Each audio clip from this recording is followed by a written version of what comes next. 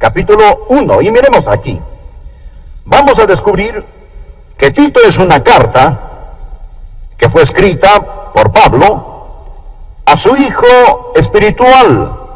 Pablo la comienza así: Pablo, siervo de Dios y apóstol de Jesucristo, conforme a la fe de los escogidos de Dios y el conocimiento de la verdad, que es según la piedad, en la esperanza de la vida eterna, la cual Dios, que no miente, prometió desde antes del principio de los siglos, y a su debido tiempo manifestó su palabra por medio de la predicación que me fue encomendada por mandato de Dios nuestro Salvador. Pablo se presenta a sí mismo y ahora nos dice a quién le está escribiendo: a Tito, verdadero hijo en la común fe. Gracia, misericordia y paz de Dios Padre y del Señor Jesucristo, nuestro Salvador. En estos versículos encontramos primeramente al que ha escrito esta carta. Su nombre es Pablo. Descubrimos a quién le estaba escribiendo. Él le estaba escribiendo a su hijo espiritual, es decir, a alguien a quien él ganó en la fe, en Cristo. Y al estudiar este libro y leerlo completamente, hay una palabra que para mí resalta varias veces y deseo que usted la observe. En medio del versículo 4, la palabra gracia. Versículo 11, porque la gracia de Dios se ha manifestado para salvación. Esto es capítulo 2, versículo 11, y en el capítulo 3 y versículo 7, para que justificados por su gracia. Capítulo 3, versículo 15, la gracia sea con todos vosotros. Amén. Es bastante interesante ver que cuando Pablo escribe a su hijo espiritual, Tito, alguien a quien él ha ganado para Cristo, él continúa tocando la nota de gracia. Maravillosa gracia. ¡Cuán dulce es! Y al usted leer este libro podrá darse cuenta que Pablo está muy agradecido por Tito, porque Tito era un trofeo de la gracia.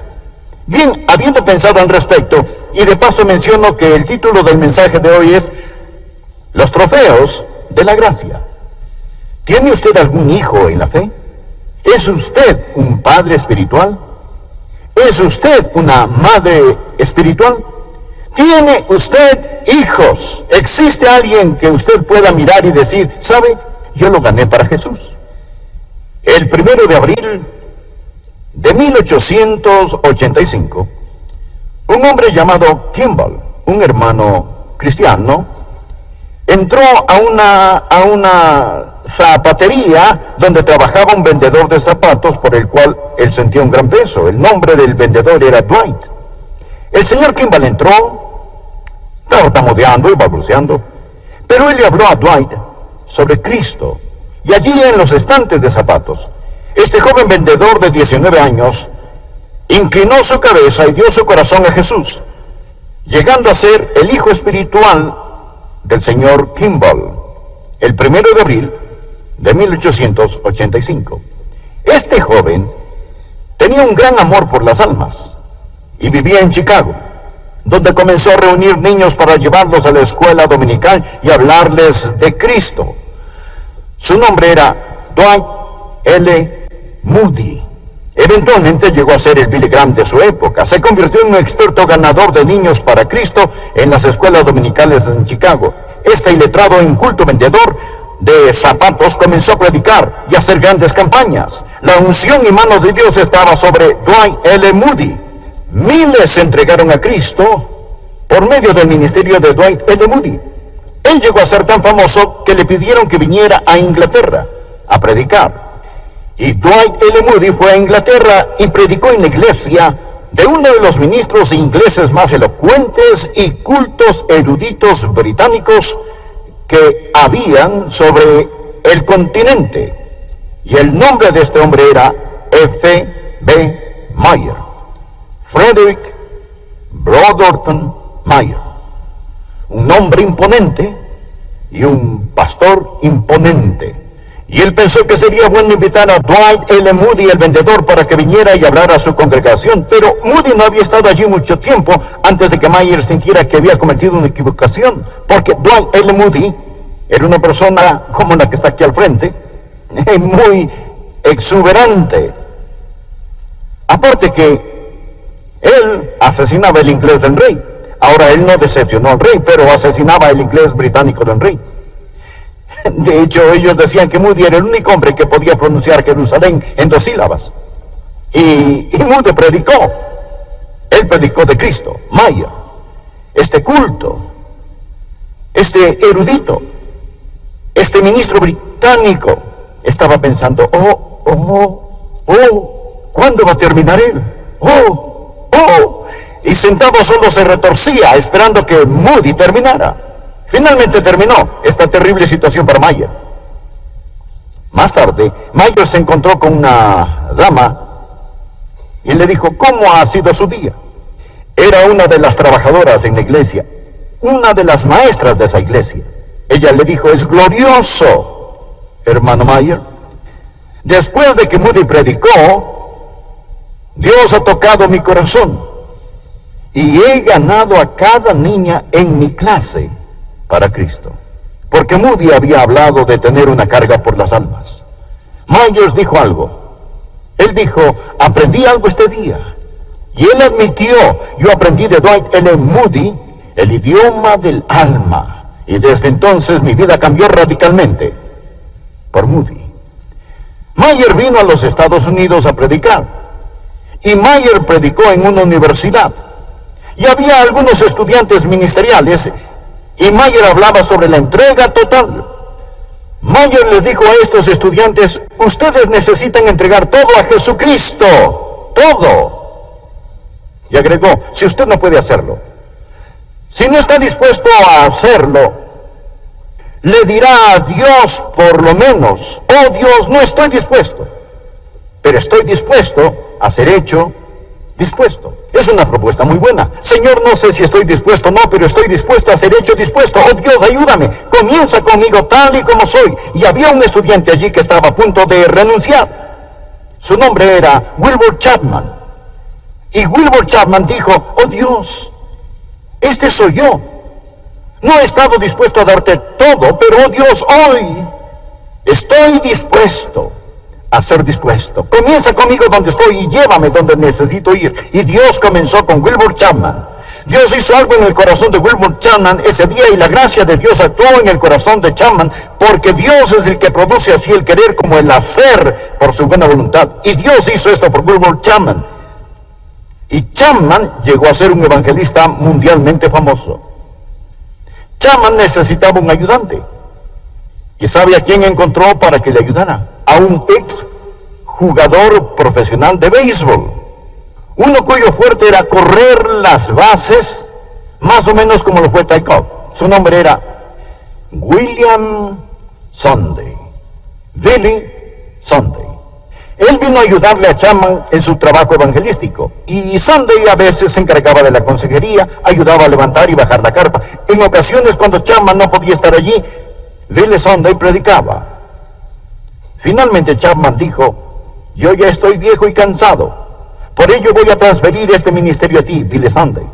Y Billy Sunday tomó el ministerio de Wilbur Chapman. ¿Y quién entre nosotros que haya estudiado la iglesia cristiana no sabe del ministerio de Billy Sunday?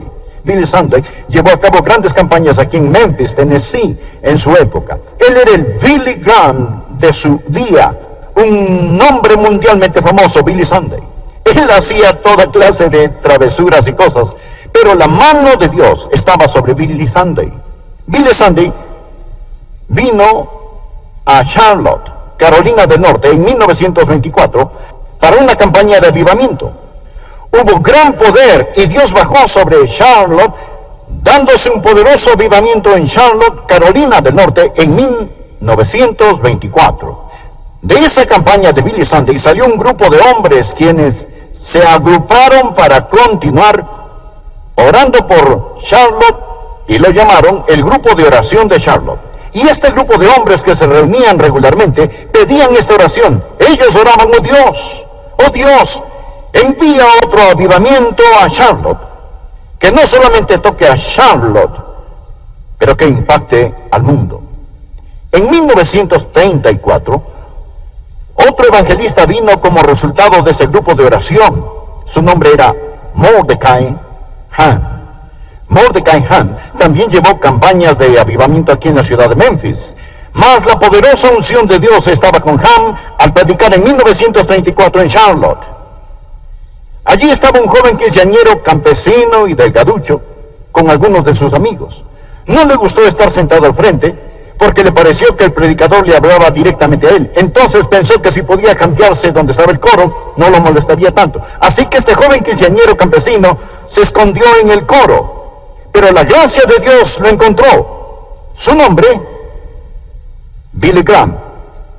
Billy Graham se salvó en una campaña conducida por Mordecai Ham. Solo Dios conoce a los reyes, a los presidentes, a los magnates, a la gente común y corriente, a la gente en tierras lejanas y a la gente de este país y los millares y millares que han llegado a Cristo por medio del ministerio de Billy Graham.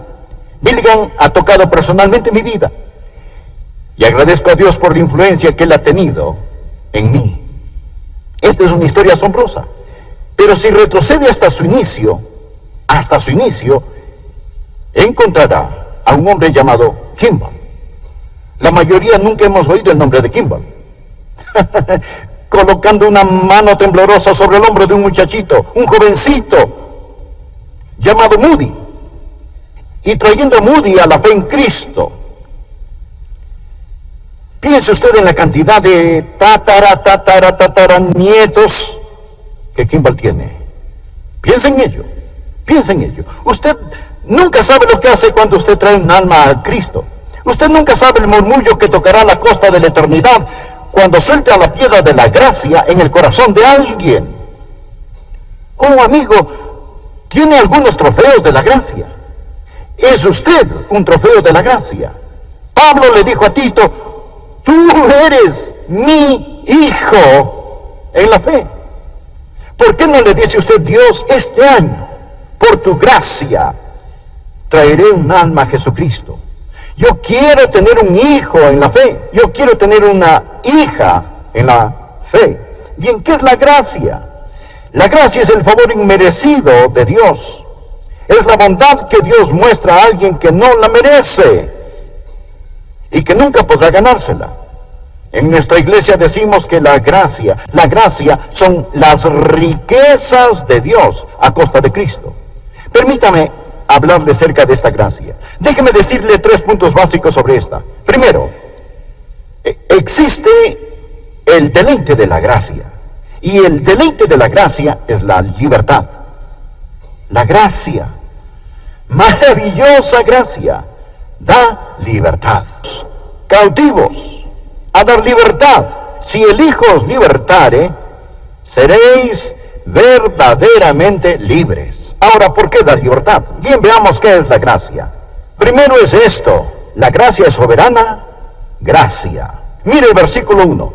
Pablo, siervo de Dios y apóstol de Jesucristo, conforme a la fe de los escogidos de Dios. Llamamos a esto la gracia soberana. Dios nos escogió, Él es el soberano Dios, y Dios nos ha elegido. Si usted es salvo, es porque Dios lo ha escogido. Dios lo amó, Dios lo buscó, y Dios lo compró a usted. Es la gracia soberana. Usted dirá: pastor, si es por la gracia soberana, quizá yo no pueda entrar. ¿Quiere usted entrar en ella? Bien, usted puede. No se preocupe por ello. Si quiere salvarse, usted puede. Amo el capítulo 6 de Juan. Es maravilloso. Juan capítulo 6. Escuche este versículo, el versículo 37. Jesús dijo: todo lo que el Padre me da vendrá a mí.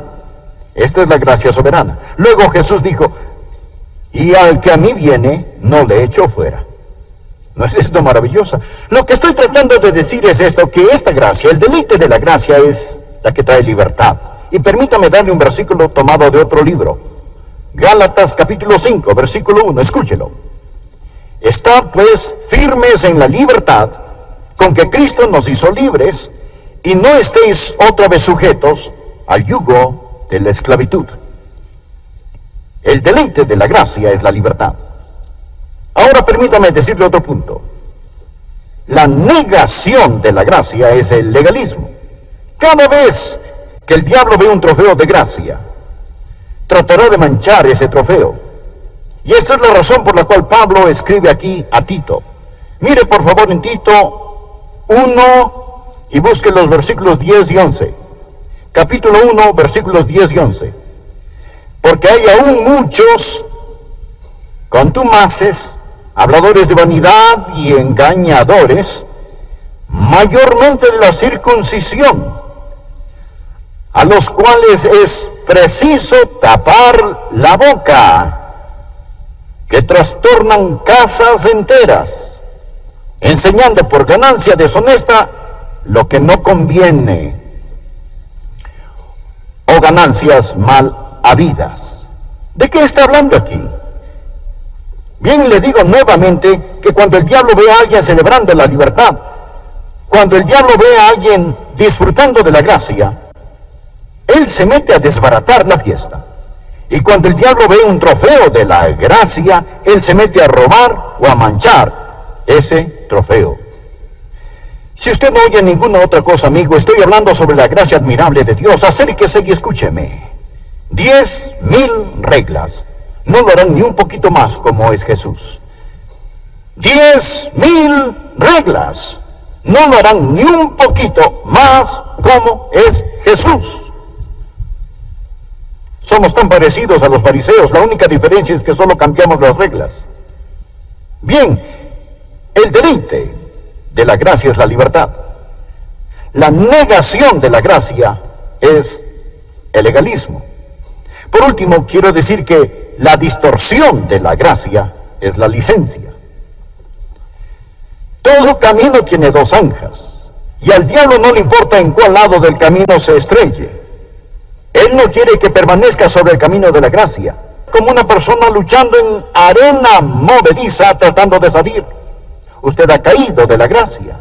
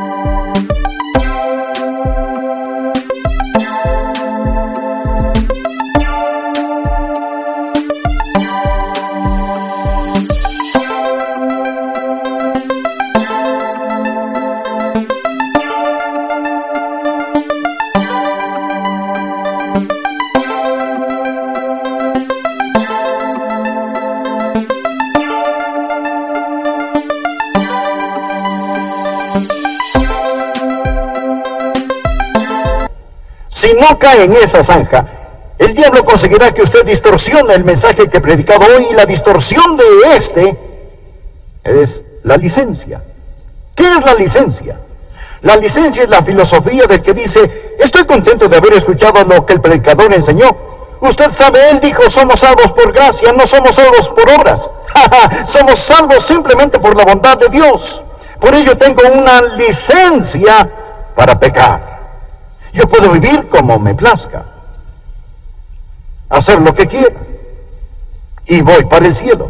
Tengo mi pecado y el cielo también.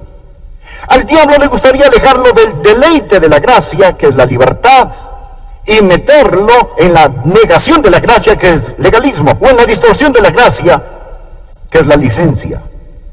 Apunten en el margen Romanos 6, versículos 1 y 2. Pablo aquí en Romanos está hablando de la gracia de Dios. Y Pablo dice: ¿qué pues diremos? ¿Perseveraremos en el pecado para que la gracia abunde?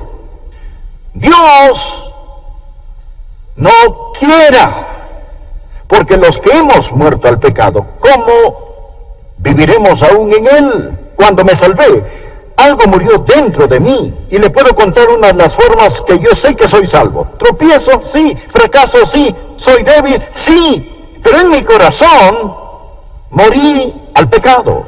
Yo llegué a vivir en el Señor Jesucristo por la gracia de Dios. Pero guardo la ley de Dios porque Jesucristo está en mi corazón. No lo hago con el fin de ser salvo, mas lo hago porque soy salvo. Un viejo indio que había vivido una vida malvada y cruel conoció a Cristo por un misionero. Este indio no había recibido mucha educación formal, teológica o de ningún otro tipo. Y alguien le pidió que describiera la gracia de Dios. ¿Y sabe usted lo que él hizo? Él tomó un montón de hojas, las puso juntas. Luego atrapó un gusano y puso el gusano en medio de un montón de hojas. Después tomó un fósforo y encendió los bordes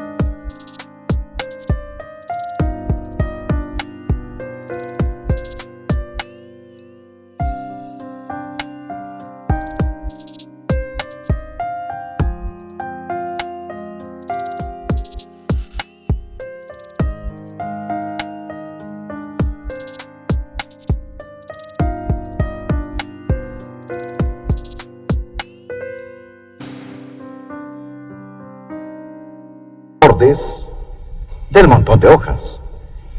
Y estas comenzaron a quemarse hacia donde estaba el gusano.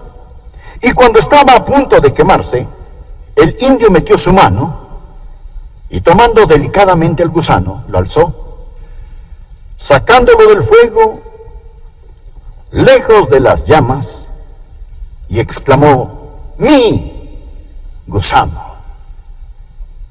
¿Lo entiende usted? ¡Oh, gracia admirable!